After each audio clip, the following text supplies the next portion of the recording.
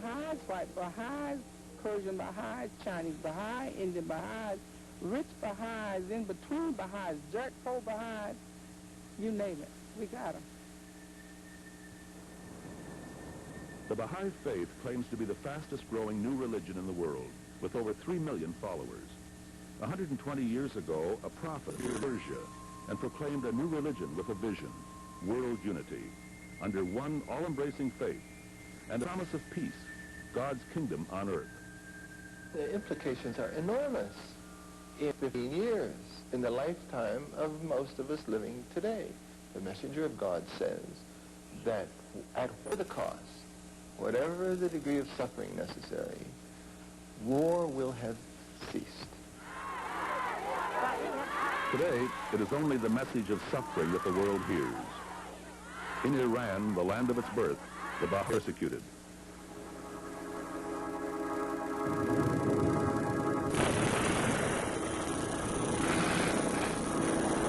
February 1979, the triumph of the Islamic Revolution in Iran.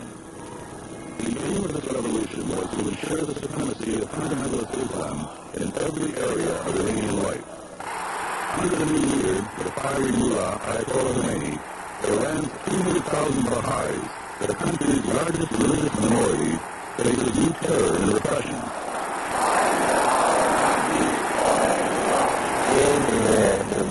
The aim of the mullahs is to force the Baha'is to give up their religion so they become Muslims. And the way of doing that is to kill the leaders, to terrorize the average Baha'i. He can't have a bank account, his children can't go to school, their properties have been confiscated, they have been fired from their jobs, all the old people have had their pensions canceled. In fact, insane as it may sound, they've been told they must pay back all the salary they received over the years that they were employed. They have no protection against anything that the mob wants to do to them, and their houses are ransacked regularly by any of their neighbors who are disposed. These pictures, smuggled out of Iran, show the bodies of Baha'is immediately after execution. Painted on one leg are the words, "Enemy of Islam." At least 200 Baha'is have been killed since the revolution. The leaders are special targets. All but one of these Baha'i assembly members have been executed. Fatollah Firdausi died in 1981. His son, Farhan. They died for the cause which they believe on, and I believe on, and all the Baha'is believe on. So at least I'm happy that, my father was not dying for something, ridiculous. He died for something which he believes and we believe on. Women, even young girls, have died for their beliefs. Mona was 16. Mark 51A, take one. This year, Canadian Baha'is publicized her martyrdom in a unique project. A hit music video, Mona and the Children, dramatizes the persecution in Iran. Your love to me, every precious moment will be dancing. Every precious moment will be... It's all part of a larger campaign to bring international pressure on the Iranian government. New York. The United Nations have been the focal point of increasing reports of the Iranian persecutions. The Baha'is have set up their own office as non-governmental members of the UN. The most pressing issue is monitoring and publicizing events in Iran. Their human rights representative is Gerald Knight. We believe that the intention of the authorities is to basically eliminate all traces of the Baha'i faith in the land of its birth. That may or may not mean killing all of them. Probably and hopefully it doesn't mean that, largely because of the international pressure that's been brought to bear.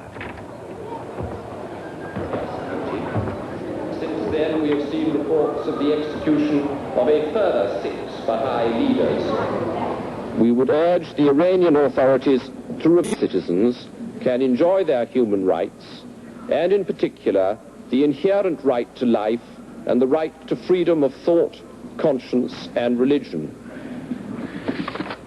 Mr. Chairman, the fundamental question arises... The Iranian government insists the Baha'is are not persecuted for religion, but as spies and traitors. ...through the so-called Baha'i issue against our popular government.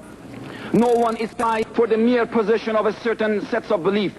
except those who actually engage in acts of espionage and other activities contrary to the higher interests of the Islamic Republic of Iran. Thank you, Mr. Chairman. The UN Commission on Human Rights have repeatedly rejected this explanation and condemned the persecution of Baha'is in Iran as religious.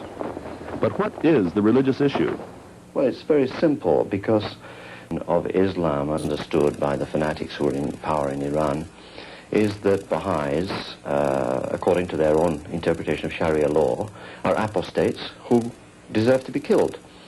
That doesn't mean to say that they would go ahead and kill all the Baha'is.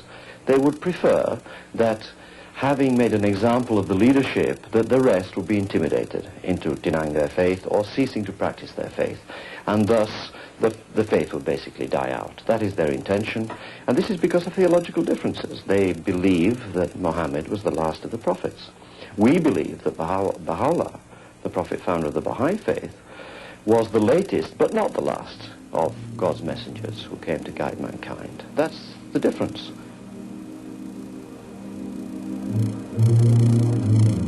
If theological differences lie behind today's persecutions, how exactly did they arise? The Baha'i faith first appeared in Persia over 100 years ago. At the time, many Persian Muslims awaited a promised one who would appear to purify the faith. In the 1840s, a young Persian merchant calling himself the Bab announced that he was the promised one with a radical new message. The authorities saw him as a threat, and the Bab was arrested and shot.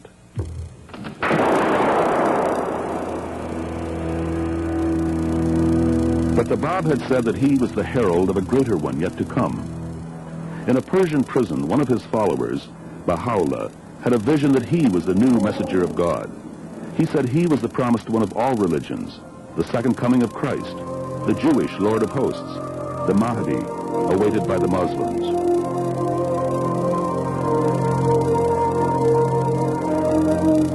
He preached that all the great religions of the world are true, and he, as the latest prophet from God, had a new message: peace and unity under one faith, the Baha'i faith.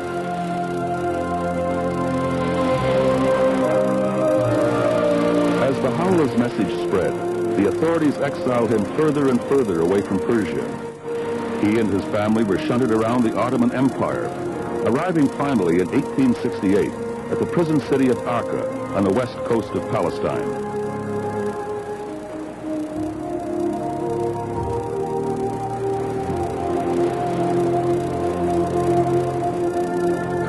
Here in this prison cell, Baha'u'llah developed the principles of his new Baha'i religion, teachings which he said would transform mankind. Racial equality, the abolished poverty, the creation of a universal language, and for the future, a Baha'i world government under one God. He left behind 100 volumes of spiritual teachings and appointed his son, Abdu'l-Bahá, to lead the faith. Pilgrims from the West were attracted to a gentle, mystical religion.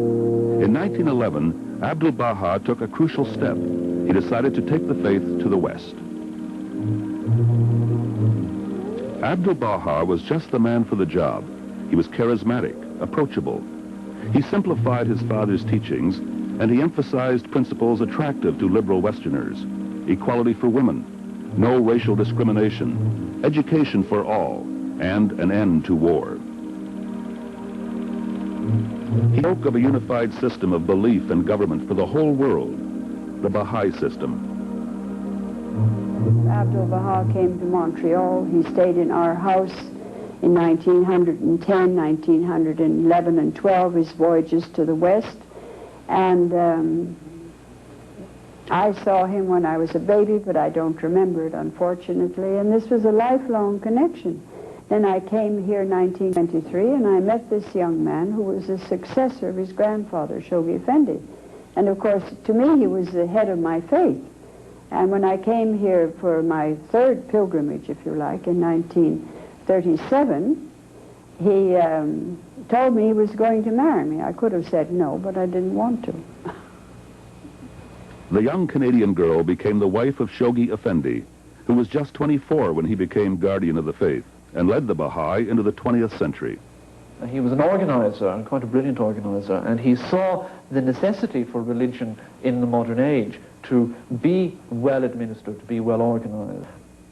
Under his guidance, Baha'ism spread rapidly from its beginnings as an offshoot of Islam throughout the world, first to the West, then to the Third World. It's not a world religion like Christianity or Islam in the sense of having a great history or a civilization or a culture or a developed theology or all of those things that we associate with a world religion. But it is potentially a world religion in terms of its growth, its membership, and its spread. Chicago, Illinois, an extraordinary landmark looms over the suburbs of Wilmette. An architectural hybrid, part Taj Mahal and part Gothic cathedral. Carefully designed by its French-Canadian architect Louis Bourgeois for peace of mind.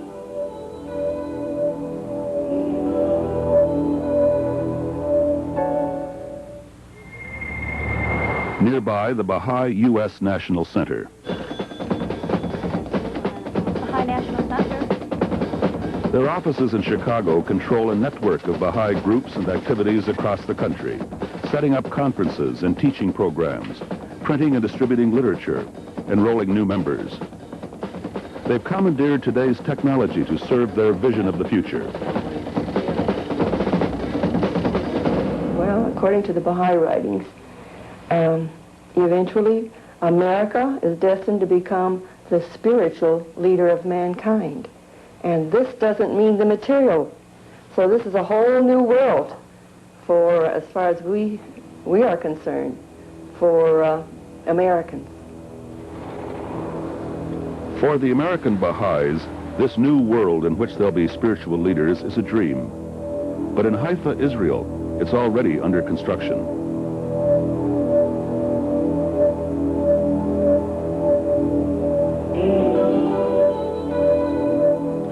Baha'u'llah himself chose Mount Carmel as the site for the center of his faith.